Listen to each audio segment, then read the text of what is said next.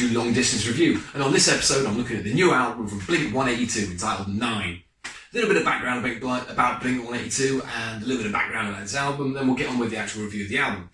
Blink-182 were formed back in 1992, and they originally were the members of Tom DeLonge, Mark Hoppus and Scott Raynor. They released their first album, well not the first album proper, the first demo album, Buddha, back in 1994, and then their first proper album, let's say, Cheshire Cat, came out in 1995. And then Dude Ranch came out in 1997.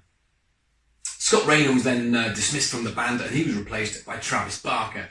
And they went on to release the million-selling, huge album Enema of the State in 1999 and followed it up with Take Off Your Pants and Jacket in 2001. This was the golden era of pop punk, let's say, and these two albums are absolutely massive, with the massive songs on it, you know, What's My Age Again. And Blink-182 were really the kings of pop punk, really. They were the biggest band on the planet at this point in time. They then followed all these up with the more dark and gothic self-titled album in 2003, which I love, by the way. And after this, they went on a hiatus or a breakup. No one was really too sure. They didn't really do a lot. They did side projects, Plus 44, Angels and Airwaves, The Transplants. And we didn't really see much of Blink-182 until 2009, when they all reconnected, partly due to a very tragic event where Travis Barker nearly died in a plane crash. But the members all got back together, communicated, and because of this, they then released the rather patchy Neighbourhoods in 2011. And I think by their own admission at this point in time, the Blink-182, the band, weren't really in a good place. They weren't communicating, they weren't really a band. And because of this, Tom DeLonge left to do his Angels and Airwaves and researching UFOs, things like that. And he was replaced temporarily at first by Matt Skiba from Alkaline Trio, who then became a permanent member. And this lineup went on to release the rather average California in 2016, which brings us on to 9, released today. Their 9th album, hence 9. A little bit of background for this album is the fact that they originally wrote about 30 songs, I've researched, and they were all scrapped because the band themselves decided it was too formulaic, too much like California, too much like trying to be Enema of the State again, just too much like Blink-182 by numbers. And they decided to scrap it all and do something a bit different. They worked with songwriters, modern songwriters such as Pharrell Williams and the Futuristics. And because of this, it's got a bit of a different feel to this album. Also, Mark Hoppus has, by his own admission, gone through a sort of dark period of depression before this album. And I think the album, certainly tonally, reflects that. Anyway, on with the album. Again, the album's titled 9. The first song on it is entitled The First Time. And it's a standard Blink-182 fuzzy punk opener, along the lines of like Girl at the Rock Show, something like that. It's a decent song. I always enjoy Blink-182's vocal harmonies, and they do it very, very well. And it's no different on here. A decent opening song. The first sort of curveball comes in with the second song entitled Happy Days, which, although isn't a wide curveball, it's just tonally and lyrically a lot darker. And the melody sort of shifted down a gear. I think it was one of the singles actually before the album dropped, Happy Days.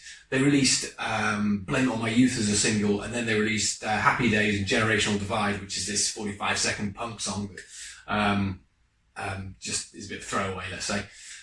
But then when they released Blame It On My Youth and Happy Days, I got quite worried about this album. There is a lot of hip-hop influence, EDM influence, mainly on the production value more than the actual songwriting. But I wasn't that keen on those two songs. But luckily they then released Dark Side, which came out, I think it was the 4th song they dropped, and the video came out recently. The video is terrible, by the way. It's this cringeworthy thing with kids doing Fortnite dances. But saying that, we have Premier League footballers doing Fortnite dances as celebrations, so really, kids probably are in the right place to do it more than them. Wow! 3-0 England. But anyway, Dark Side's a wonderful song. It might be one of my favourite Blink-182 songs of all time, really. I'm not the biggest Blink-182 fan, but I think this is a great song. It's got Matt Skiba written all over it, and I think because I love Alkaline Trio so much, I love this song. But the chorus is to absolutely die for. And Travis Barker's drumming on the chorus is fantastic, as always. The album actually itself as a whole feels a lot more theatrical, and the band feel a lot more emotive than they ever have before. Skiba feels like part of the band now instead of just an added member. He now feels like he's part of the band, and the band sort of feel like they're going forward together. It's a very dark album. It's very catchy though, very catchy at times. But gone are the sort of jokes and the japes of old Blink-182, but they've been replaced by superior songwriting, more honest and emotional songwriting. Some of the more dub, EDM sort of influences and moments on the album don't always work, and they can be a little bit off-putting. The start of the song Run Away and the start of the song Hung Over You both made me wince at first, but actually both songs are saved by incredible choruses, especially Run Away. It's got a joyous chorus, and that's just the strength of the songwriters we've got here. I think Black Rain's probably the most interesting song on the album. It's kind of a centerpiece on the album, sat right in the middle, and although not the best song on the album, I'm just saying it's the most interesting song, really. It has this sort of, it's got Matt Skiba written all over it. It's all sort of dark, and it's poking a finger at organised religion that Alkaline Trio do so well. It has this sort of trip-hop beat that comes and goes as well behind it, and it's a very different sounding thing. It's not a bad song, but it's just the most intriguing thing on here, I think.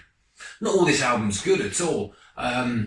I don't really like I Wish I Hated You, which just sounds way too compressed and too auto-tuned. It sounds way too much like 5 Seconds of Summer.